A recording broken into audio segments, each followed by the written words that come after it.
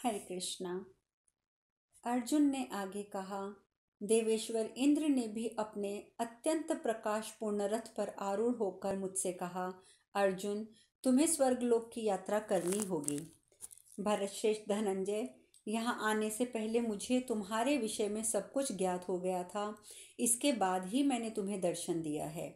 पांडुनंदन, तुमने पहले अनेक बार बहुत से तीर्थों में स्नान किया है और इस समय इस महान तप का भी अनुष्ठान कर लिया है, अतः तुम स्वर्गलोक में सशरीर जाने के अधिकारी हो गए हो।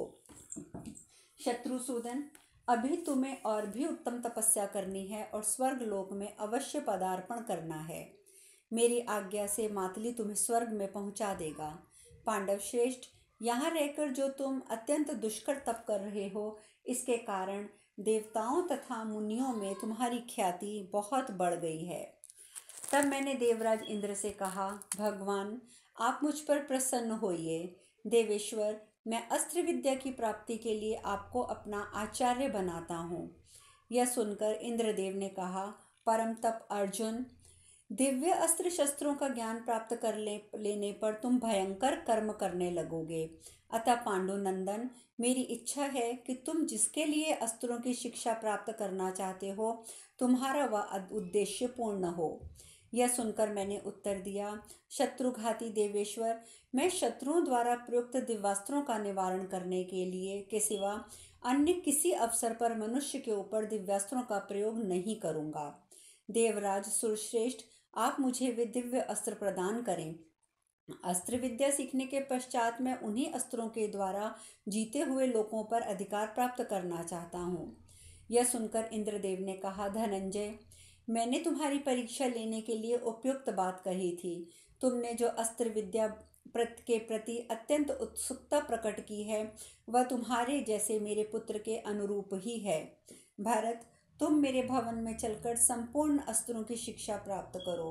कुरुश्रेष्ठ, वायु, अग्नि, वसु, वरुण, मरुदगण, साध्यगण, ब्रह्मा, गंधर्वगण, नाग, राक्षस, विष्णु, नृत्तिके और स्वयं मेरे भी संपूर्ण अस्त्रों का ज्ञान प्राप्त करो। ऐसा कहकर इंद्रदेव वहीं अंतर ध्यान हो गए। तदंतर थोड़ी ही देर में मुझे हरे रंग के घोड़ों से जुता हुआ एक देवराज इंद्र का रथ वहां उपस्थित दिखाई दिया।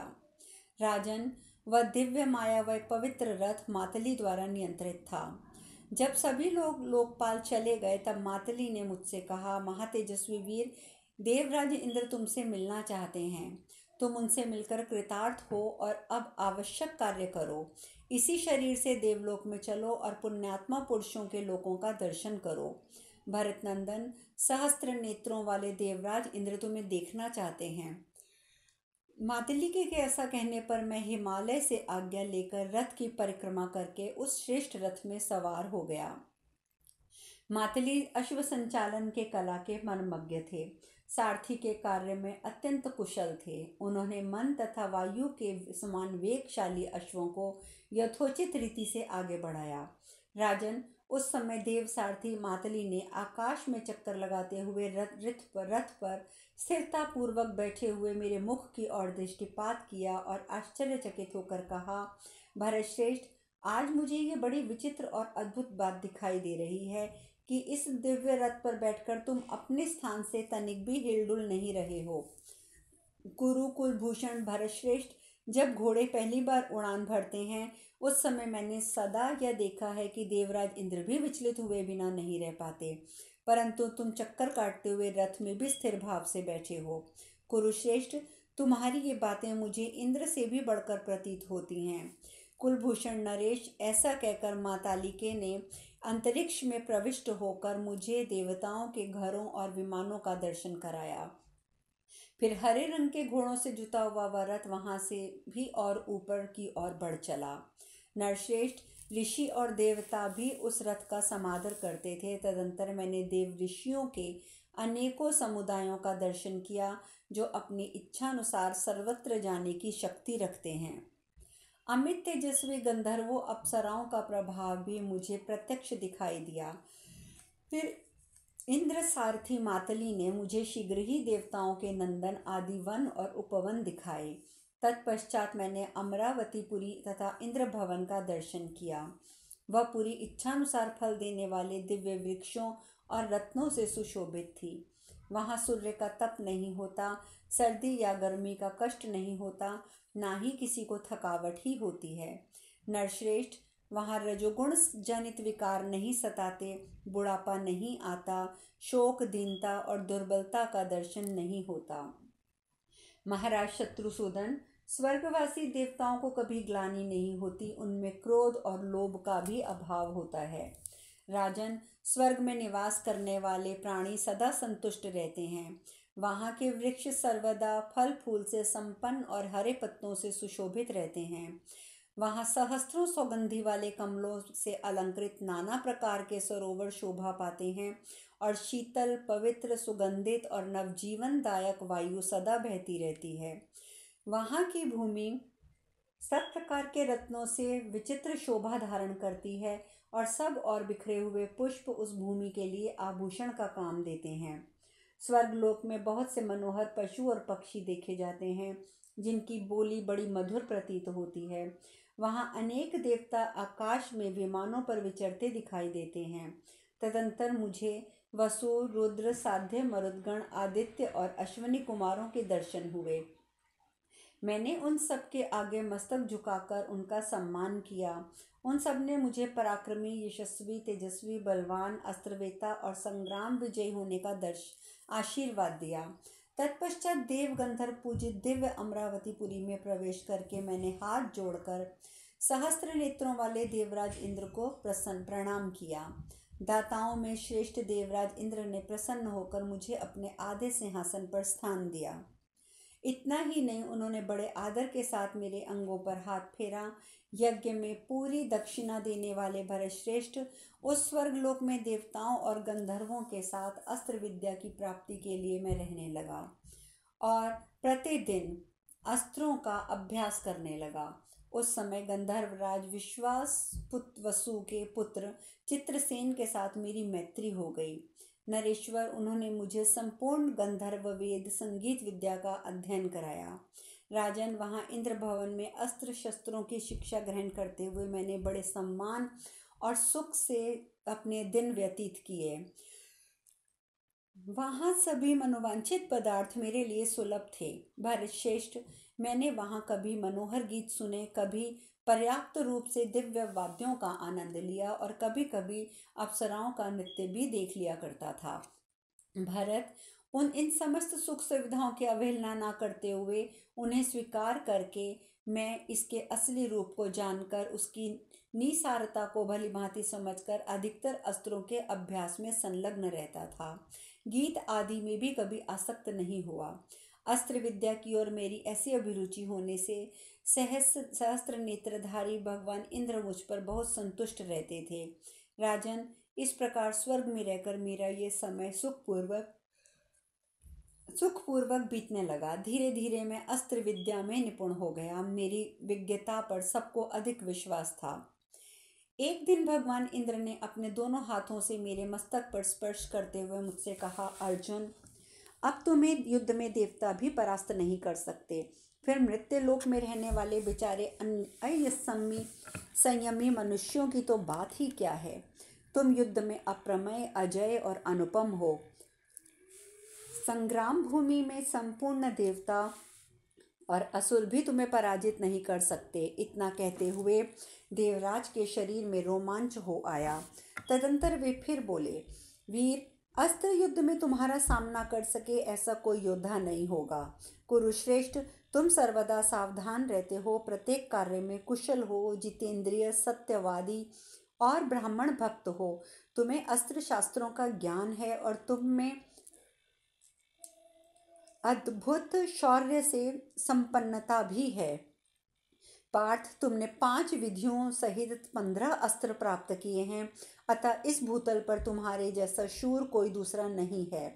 परम तप, धनंजय, प्रयोग, उपसंहार, आवृत्ति, प्रायश्चित और प्रतिघात, ये अस्त्रों की 5 विधियां हैं। तुम इन सब का पूर्ण ज्ञान प्राप्त कर चुके हो। अब गुरु दक्षिणा देने का समय आ गया है। तुम उसे देने की प्रतिज्ञा करो, तब मैं अपने महान कार्य को तुम्हें बताऊंगा। राजन, यह सुनकर मैंने देवराज से कहा, भगवान, जो कुछ मैं कर सकता हूँ उसे किया हुआ ही समझिए। नरेश्वर, तब बल और वृतासुर के शत्रु इंद्रदेव ने हंसते हुए मुझसे कहा, वीरवर, तीनों लोकों में ऐसा कोई कार्य नहीं है जो तुम्हारे लिए असाध्य हो। निवात कवच नामक दानव मेरे शत्रु हैं। वे समुद्र के भीतर दुर्गम स्थान का आश्रय लेते रहते हैं। उनकी संख्या 3 करोड़ बताई जाती है और उन सभी के रूप, बल और तेज एक समान हैं। कुंती नंदन, तुम उन दानवों का संहार कर डालो। इतने इतने से ही तुम्हारी गुरु दक्षिणा पूरी हो जाएगी। ऐसा कहकर इंद्रदेव ने मुझसे एक अत्यंत कांतिमान दिव्य रथ प्रदान किया, जिसे मातली जोत कर लाए थे। उसमें मयूरों के समान रोम वाले घोड़े जुते हुए थे। रथ आ जाने पर देवराज ने ये उत्तम किरीट मेरे मस्तक पर रख दिया। फिर उन्होंने मेरे स्वरूप के अनुरूप मेरे अंगों में आभूषण पहना दिए।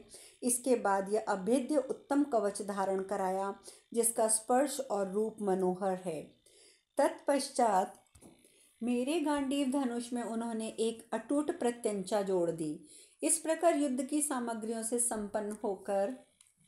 संपन्न होकर उस तेजस्वी रथ के द्वारा मैं संग्राम के लिए प्रस्थित हुआ, जिस पर आरूढ़ होकर पूर्व काल में देवराज ने विरोचन कुमार बलि को परास्त किया था। महाराज, तब उस रथ की दुर्घरघराहट से सजग हो सब देवताओं ने मुझे देवराज समझकर मेरे पास आए और मुझसे पूछने लगे, अर्जुन, तुम कहाँ जाने की तैयारी में लगे हो? तब मैंने उनसे सब बातें बताकर कहा, मैं युद्ध में यही करने जा रहा हूँ। आपको ये ज्ञात होना चाहिए कि मैं निवात कवच नामक दानवों के वध की इच्छा से प्रस्थित हुआ हूँ। अतः निष्पाप एवं महाभाग देवताओं, आप मुझे ऐसा आशीर्वाद दीजिए जिससे मेरा मंगल हो। राजन, तब वे देवता लोग प्रसन्न होकर देवराज इंद्र की भांति श्रेष्ठ एवं मधुर वाणी से मेरी स्तुति करते हुए बोले। इस रथ के द्वारा इंद्र ने युद्ध में शंभासुर पर विजय पाई है। नमुची, बल, वृत्र, प्रहलाद और नरगासुर को भी परास्त किया है। इनके सिवा अन्य बहुत से दैत्यों को भी इस रथ के द्वारा पराजित किया गया है, जिनकी संख्या सहस्त्रों, लाखों और अरबों तक पहुंच गई है। कुंती नंदन, जैसे पूर्व काल में सबको वश में करने वाले इंद्र ने असुरों पर विजय पाई थी, उसी प्रकार तुम भी इस रथ के द्वारा युद्ध में पराक्रम करके निवात कवचों को परास्त करोगे। यह श्रेष्ठ शंख, जिसे बजाने से तुम्हें दानवों पर विजय प्राप्त हो सकती है, महामना इंद्र ने भी इससे संपूर्ण लोकों पर विजय पाई है। यही वह शंख है जिसे मैंने अपनी विजय के लिए ग्रहण किया था। देवताओं ने उसे दिया था, इसीलिए इसका नाम देवदत्त है। शंख लेकर देवताओं के मुख से अपनी स्तुति सुनता हुआ मैं कवच, बाण और धनुष से सुसज्जित हो युद्ध की इच्छा से अत्यंत भयंकर दानवों की नगर की ओर चल दिया। इस प्रकार वन पर्व के अंतर्गत अर्जुन वाक्य विषयक 168वां अध्याय पूर्ण हुआ। अर्जुन आगे बोले, राजन, तदंतर मार्ग में जहाँ तहाँ महर्षियों के मुख से अपनी स्तुति सुनते हुए मैंने जल के स्वामी समुद्र के पास पहुंचकर उसका निरीक्षण किया। वह देखने में अत्यंत भयंकर था। उसका पानी कभी घटता बढ़ता नहीं है। उसमें फेन से मिली हुई पहाड़ों के समान ऊंची ऊंची लहरें उठकर नृत्य सी करती दिखाई देती थीं। वे कभी इधर उधर फैल जाती, कभी आपस में टकरा जाती।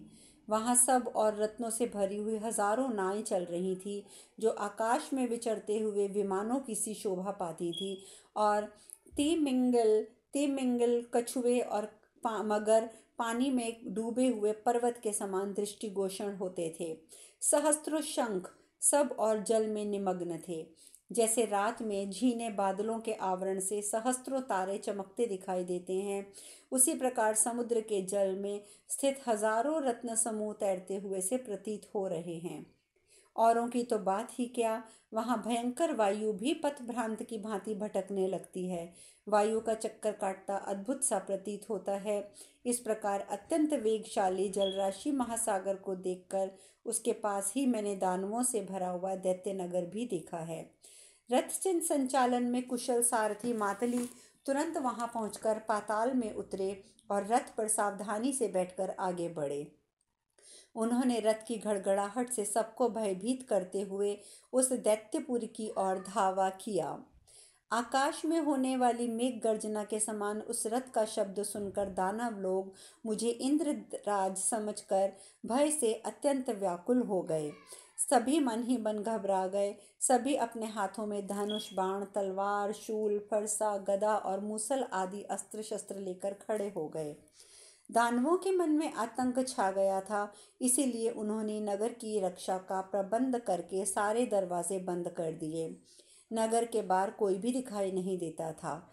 तब मैंने बड़े भयंकर ध्वनि करने वाले देवदत्त नामक शंख को हाथ में लेकर अत्यंत प्रसन्न होकर उसे धीरे धीरे से बजाया। वह शंखनाद स्वर्गलोक से टकराकर प्रतिध्वनि उत्पन्न करने लगा।